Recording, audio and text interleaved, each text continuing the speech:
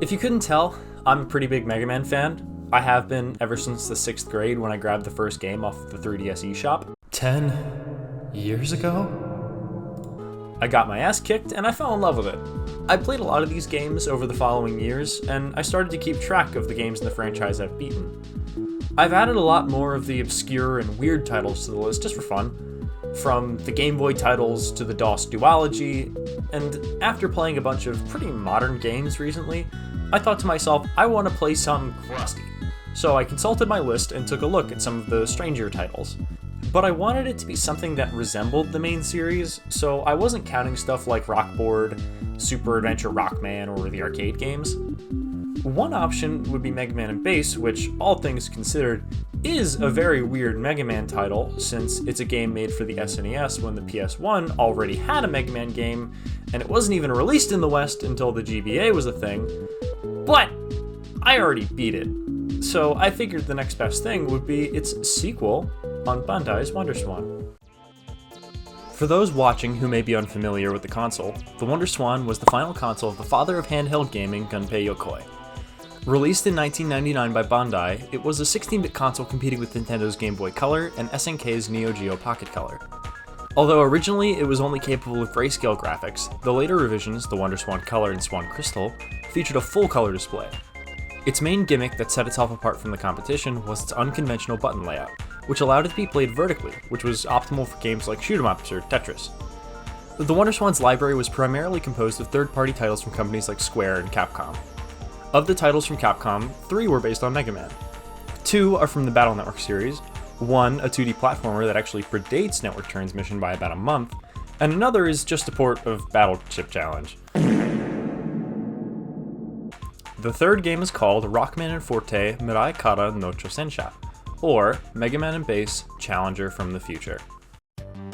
Story-wise, this game is a sequel to Mega Man and Bass only in the sense that, yeah, Bass is here. Otherwise, the story is actually a sequel to Mega Man 2 on the Game Boy, which, in case you don't know, centers around Wily traveling to the future, capturing Mega Man, converting him into the evil robot Quint, and then taking him back to the present for world domination.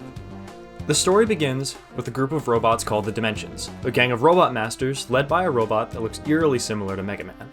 Mega Man arrives and begs for him to stop, while Bass also arrives to kick both of the Mega Man's asses, but upon assessing the situation decides to call a truce to take down Mega Man's evil doppelganger. After beating the intro stage, both main characters express their confusion as the evil Mega Man taunts both characters and escapes. Now, the patch I used has Bass say that his foe looks familiar, but one translation I found online has Bass saying that Shadow smells like him? Okay. There's really nothing like a good old-fashioned forum translation. Anyway, after taking down the first 4 robot masters, the heroes encounter Proto Man, who informs them that their enemy is named Mega Man Shadow. On Bass's side, he is told that Shadow is a reflection of himself?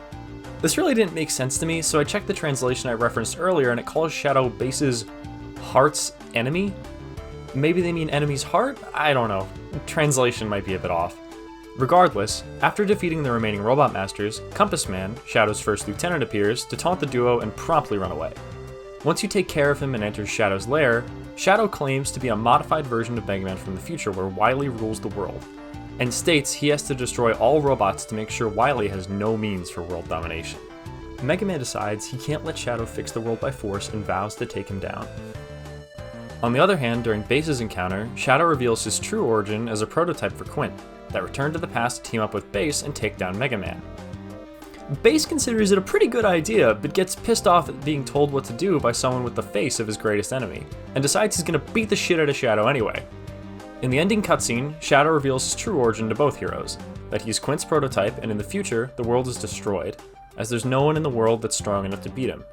So he returned to the past to find someone who can actually kill him.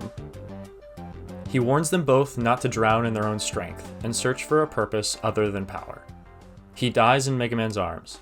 The duo bury him, and you can see his spirit ascend as the credits roll. Oh my.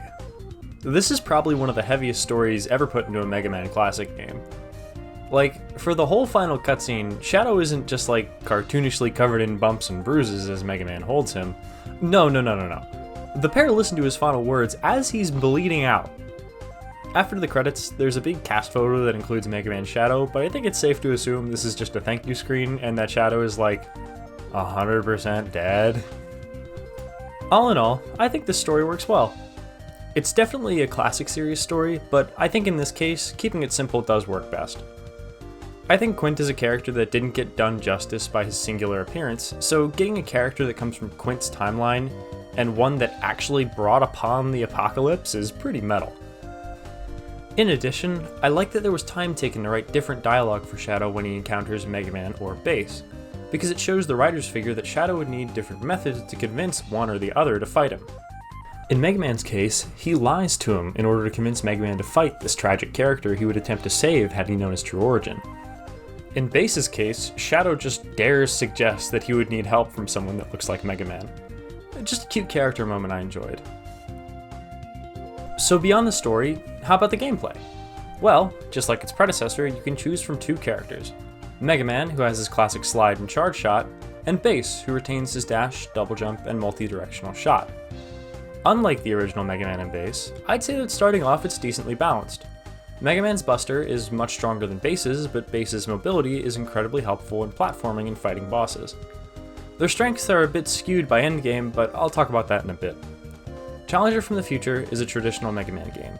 After beating an intro stage, you're allowed to tackle the first 4 bosses in any order you like. Your enemies include Dangan Man, Conro Man, Kamuso Man, and Aircon Man. I feel like the boss designs are one of the more telling aspects that point to this game not being developed by Capcom. I love this guy, very close to being Warcrime Man 2. After beating these 4, you're railroaded into fighting the Clockman, Compass Man, and finishing against Rockman Shadow. So, how are the levels themselves? Well, not very interesting. It follows a pretty typical Mega Man structure of being comprised of platforming, a mini-boss, more platforming, then ending with a fight against a Robot Master. They even include gimmicks in each stage, but they're all pretty rudimentary. It's stuff like moving platforms or conveyor belts. Also, they really love these spikes you slide under for some reason. They're in like every stage. The only standout gimmick belongs to Aircon Man. Aircon Man's stage takes advantage of the Wonder Swan's vertical mode, giving you much more time to react to the spike-filled dropper section of the stage, in addition to a fight against a mini-boss that chills at the top of the screen. It's a cool use of the technology, but ultimately I'm just not a fan.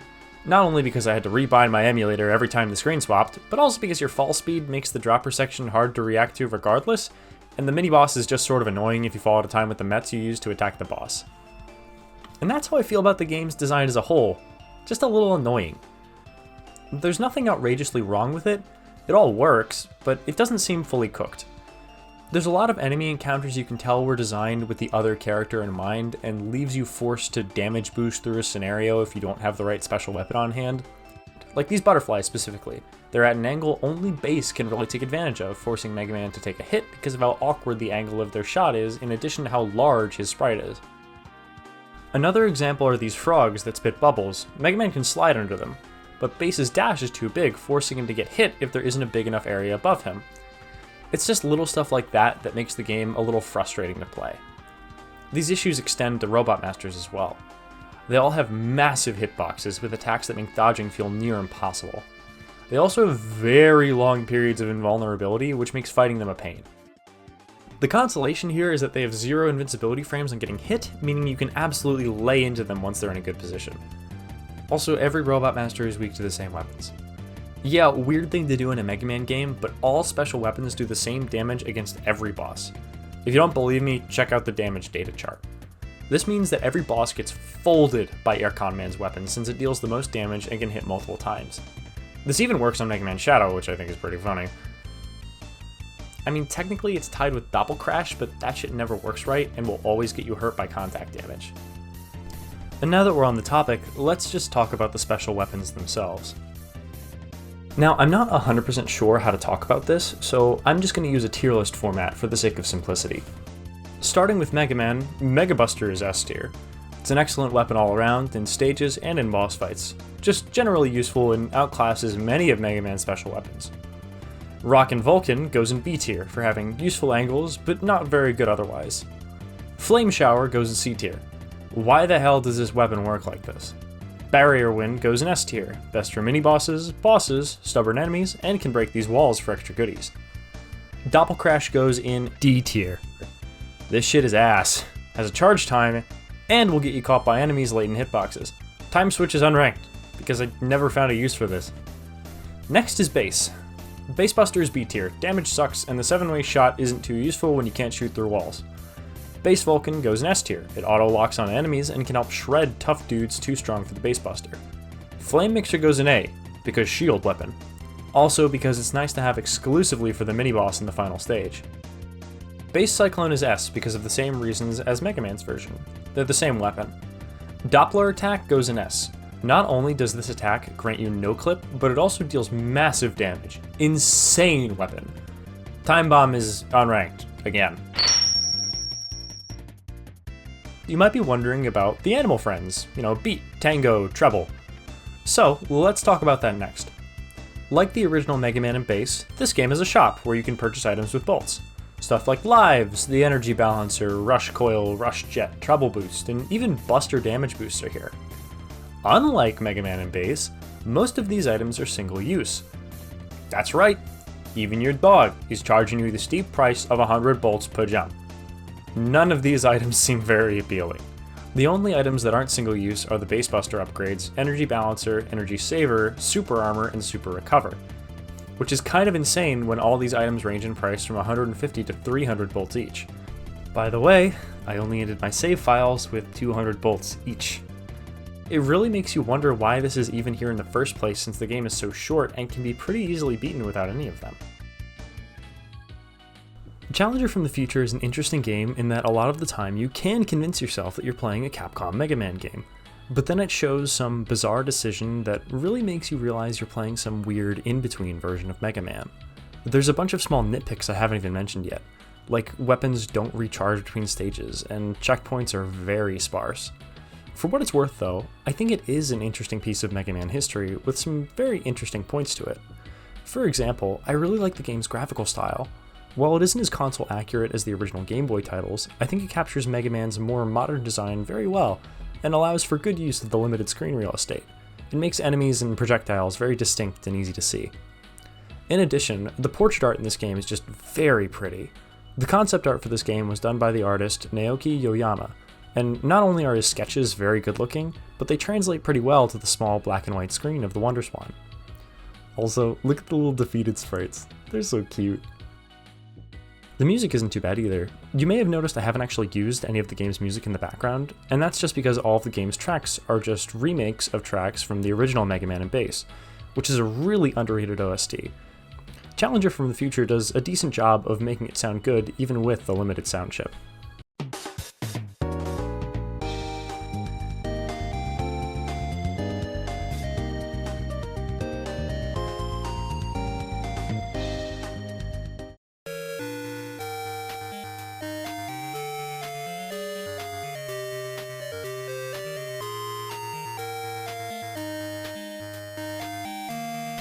All in all, it's not a game I see myself revisiting very often, but it certainly is something I'd recommend you try at least once if you're a Mega Man enthusiast.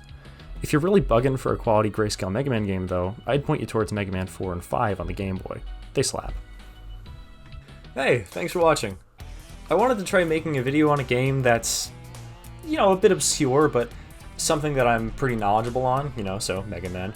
And I thought it was pretty fun making this, so if you're interested, I might try making a follow-up based on the Battle Network Wonder Swan games. So, maybe I'll see you there. Have a good night.